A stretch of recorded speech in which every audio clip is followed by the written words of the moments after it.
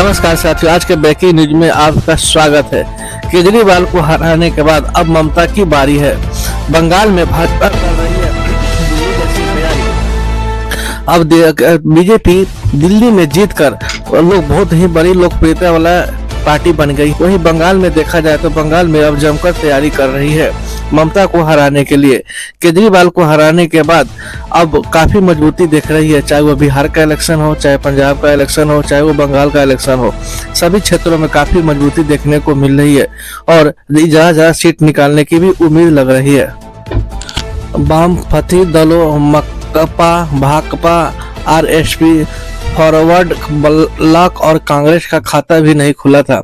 Vote प्रतिशत को देखा जाए तो तृणमूल को 48.02% पर, भाजपा को 37। वही में पश्चिम बंगाल में अगले साल होने वाले विधानसभा चुनाव को लेकर भाजपा दिल्ली जैसी तैयारी कर रही है। पार्टी इस चुनाव में सत्तारूढ़ तृणमूल कांग्रेस के खिलाफ सत्ता विरोधी माहौल का बुनाने की कोशिश करेगी। साथ ही उन्होंने क्षेत्र पर ज्यादा जोर देगी जहां अभी तृणमूल के विधायक है। भाजपा ने पश्चिम बंगाल में राष्ट्रीय महासचिव सुनील बंसल को कमान सौंपी। पिछले चुनाव में भाजपा ने पूरे राज्य में अपनी पहचान और कार्यकर्ता खड़े कर लिए थे। अनुसार माना जाता है कि भाजपा राज्य के सभी विधानसभा क्षेत्रों में बूथ स्तर की रणनीति पर काम शुरू कर दिया है। कोशिश तृणमूल के गढ़ में सेंध लगाने के लिए, इसलिए वह हारी सीटों पर ज्यादा मेहनत कर रही है क्योंकि यहाँ तृणमूल और उसके विधायक के खिलाफ ज्यादा नाराजगी है। वहीं भाजपा लोगों के बीच बांग्लादेश से घुसपैठियों का मुद्दा फिर से खड़ा कर रही है। बंगाल और बांग्लादेश से आए मुसलमानों के बीच टकराव में भाजपा स्थानीय मुसलमानों के पक्ष में है।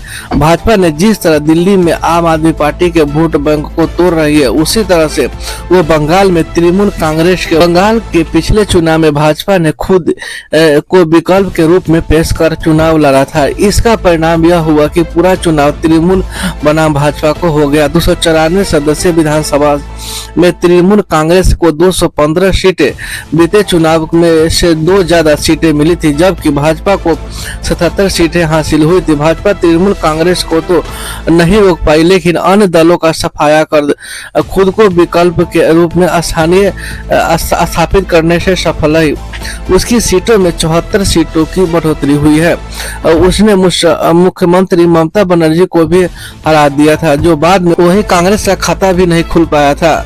वामपंथी दलों माकपा, भाकपा, आरएसपी और फॉरवर्ड ब्लॉक और कांग्रेस का खाता भी नहीं खुला था। वोट प्रतिशत को देखा जाए तो तृणमूल को 48.02% और भाजपा को 37.97% वोट मिले थे। अब भाजपा ममता बनर्जी के 1.5 दशक के शासन के खिलाफ बने सत्ता विरोध माहौल को बुनाने की कोशिश कर रही है। पार्टी के प्रमुख नेता ने कहा कि वहां पर लड़ाई सीधी है।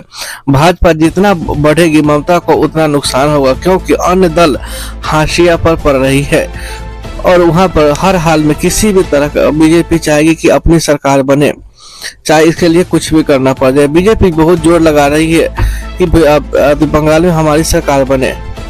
Thank you. वीडियो अच्छा लगा तो लाइक और सब्सक्राइब कीजिए। बहुत बहुत धन्यवाद।